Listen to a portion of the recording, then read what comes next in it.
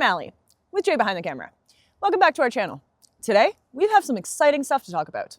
With continuing our journey with Jay's Overlanding Ranger, we've added a new toy to the mix. Say hello to my new rig in progress, a 2000 Nissan Pathfinder. We just recently picked this up from another Overlander here in Alberta.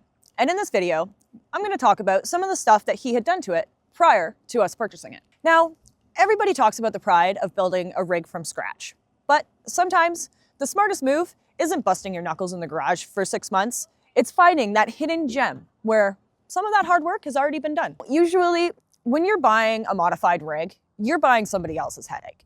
You spend the first 3 months fixing their bad wiring or their cheap lift kits. But this rig's different. The previous owner had modified this to be reliable and capable of long-range travel and adventure. However, no build is ever truly finished. Yes, some of the heavy lifting has been done, but now my personalization begins. We'll start off this video with talking about some of the things that the previous owner had done to this vehicle, starting with the bumper and what I plan to do with it. The previous owner had this steel bumper custom built and designed specifically for this Pathfinder. And underneath it, you'll also find a custom steel skid plate that goes with it.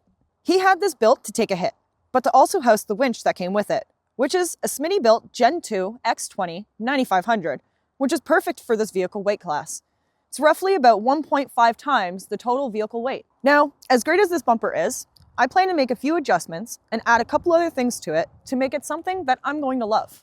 To start, I plan on cutting out this section on each side to have a space to house my new fog lights and ditch lights.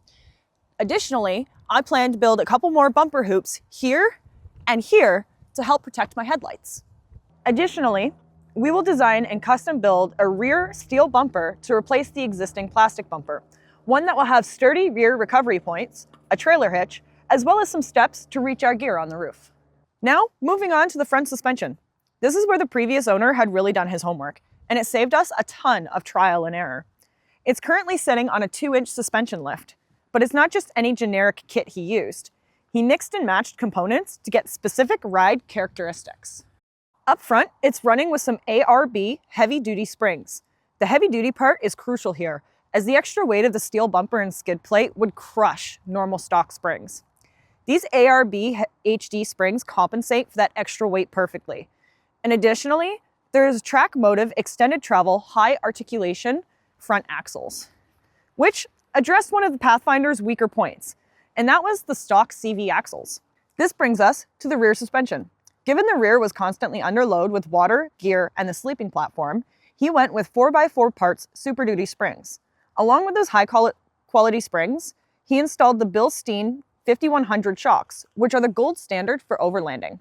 They're monotube, gas-pressured shocks, which resist fade on those pesky washboard roads. In the rear, we also have a limited slip differential, which has been re-geared to a 4.63 ratio. Rear gearing is expensive and technically difficult, and by having that done already, the mechanical advantage was significantly increased. With that, we can crawl with less throttle, and it holds back the vehicle on descents. With that in mind, we're going to shift our focus to the custom platform in the rear of the rig. The previous owner had this custom built for him by somebody with a carpentry background. And you can tell that they knew what they were doing, as it's sturdy, practical, and supplied him with what he needed. At the back here, he has these 2 open sections that were designed for shallow storage totes, ones that he could slide in and out as he needed. This part also folds up to reveal a hidden shallow compartment underneath for extra storage. Back here, we're looking to change up the design quite a bit.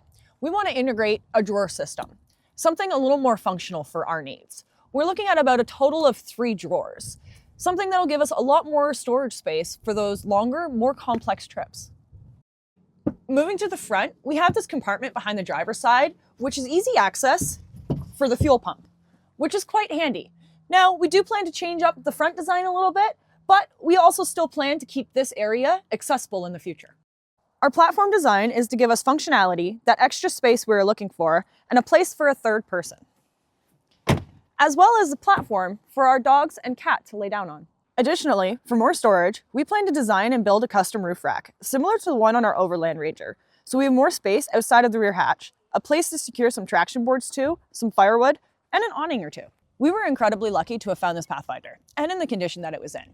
It's kind of rare to find a custom rig where the previous owner's visions had aligned so similar to what your visions are for it, and where the work was actually done with such high quality. We are excited to take what we have with it and craft a custom rig for me, something that can take us across provinces, up mountains, down those pesky, muddy trails, and into crown land, and something that has the extra storage space that we're looking for.